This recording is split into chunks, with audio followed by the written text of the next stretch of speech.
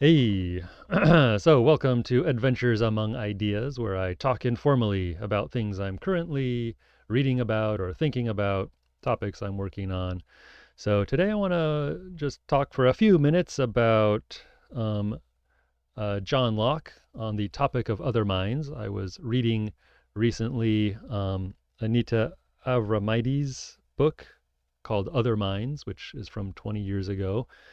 I don't know if I'm pronouncing her name right. Avramides, something like that. Sorry if I'm butchering the name.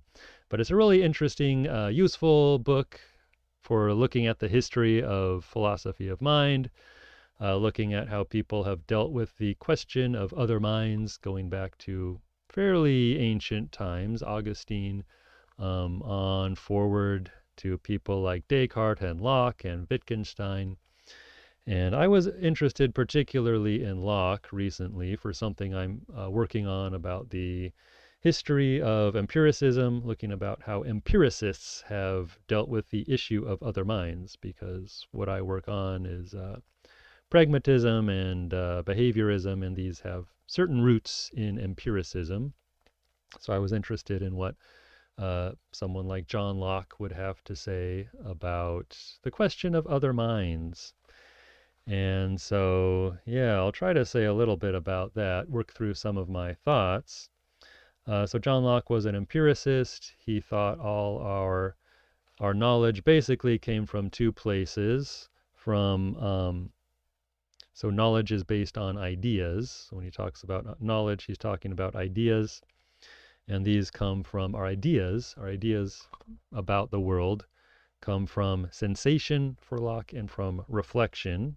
So sensation is like what we perceive in the world, what we get through our sensory apparatuses, our senses, our bodily senses. And then reflection is what we do with our minds.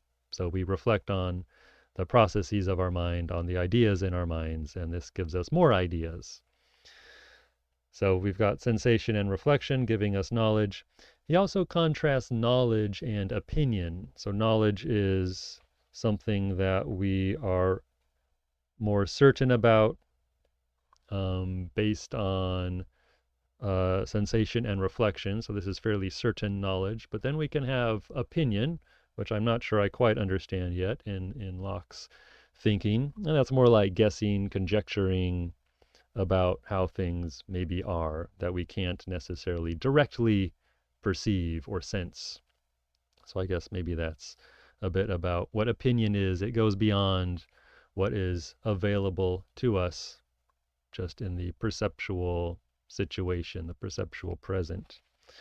So yeah, the question of other minds, obviously, for Locke anyway. So Locke inherits the Cartesian dualism of body and mind. So he understands bodies as things that we can sense, right? We can have perceptions of people's bodies, of material bodies. And so it would seem that we can have knowledge, pretty certain knowledge that there are other bodies out there because they're material things. Minds is another question, though. It doesn't seem that we can sense minds in the same way. So we can reflect on our own mind. So we have some kind of knowledge of our own mind, it would seem. But we don't have knowledge of, it doesn't seem that we would have knowledge of other minds. And again, remember, Locke makes this distinction between knowledge and opinion. So we have knowledge of other bodies, we have knowledge of our own mind, but it seems we can't have knowledge of other minds. Other minds, I think he says, or maybe Avramides says this, that other minds are invisible to us, at least from a Lockean perspective.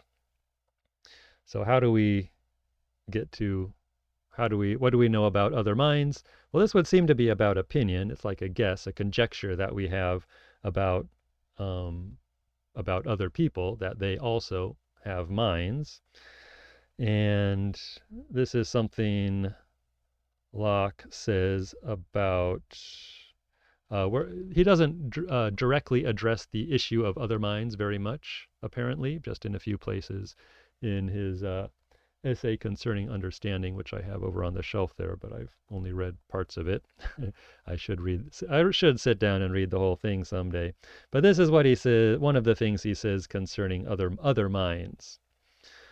He says that there are minds and thinking beings in other men as well as himself. Every man has reason from their words and actions to be satisfied. So we know from other people's words and actions, or we don't know, but we have reason to be fairly confident from other people's words and actions that they have minds. And Locke also distinguishes various levels of confidence we can have in our knowledge and perhaps in our opinions. And so this would not be at the top, of course. This would be somewhere farther down. But so we know from other people's words and actions that, or we, again, not know. I mean, you keep using the word know, but Locke would, this would not be really knowledge for Locke, but we have the guess, the conjecture from people's words and actions that they have minds. And this is interesting for a couple of reasons. It gets at the argument from analogy that I don't know if Locke Avramides writes a lot in her book about the argument from analogy, which is that I know that when I do things, I have certain experiences, perceptions, thoughts, whatever, right? When I act in a certain way, I have certain thoughts, perhaps, or certain perceptions of the world. So therefore, when I see other people act, I can assume that they have these similar experiences, is the argument from analogy. And I don't know that Locke directly gives an argument analogy, but it seems to be implied in what I just read in that quote from Locke. So I know that my words, for example, come out of my thoughts in kind of a Lockean perspective. My words give embodiment to my thoughts. So therefore, when other people speak, I can have a pretty good reason to assume that they also have thoughts and their words are kind of embodying their thoughts. So those are the main points I wanted to mention about that. Yeah, really, it's a really interesting book. I'm reading through some other parts of it as well. But yeah, I was just interested in John Locke recently for something I'm writing about, and so thought I'd talk a little bit about that. But that's all I wanted to say for today. All right, see you next time.